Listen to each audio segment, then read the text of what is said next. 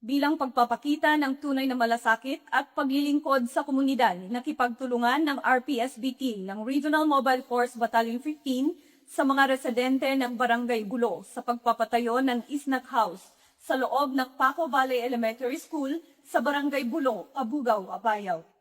Layunin ng Isnag House na mapanatili at maitaguyod ang mayamang kultura, tradisyon, kasaysayan at pamana ng mga isnag.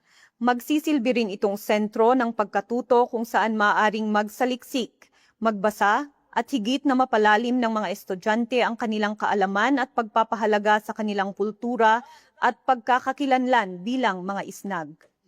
Sa pamamagitan ng proyektong ito, na ipapakita ang matibay na pakikiisa ng RPSB team sa mga programang nagtataguyod ng edukasyon, pagkakaisa at pangangalaga sa kultura. Patunay rin ito ng kanilang patuloy na suporta sa mga inisyatibong nagbibigay inspirasyon sa kabataan at nagpapatibay sa ugnayan ng kapulisan at komunidad.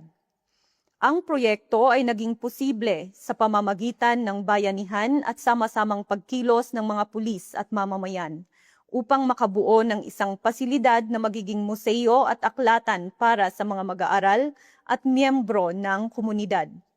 Mula po dito sa Camp Major Bado Dangwal, La Trinidad, Benguet. Ako po si Police Corporal Asia Maris Balagay ng Regional Mobile Force Battalion 15. Nagbabalita para sa Police News Network. Alagad ng batas, tagataguyod ng balitang pulis. Bago PNP para sa bagong Pilipinas.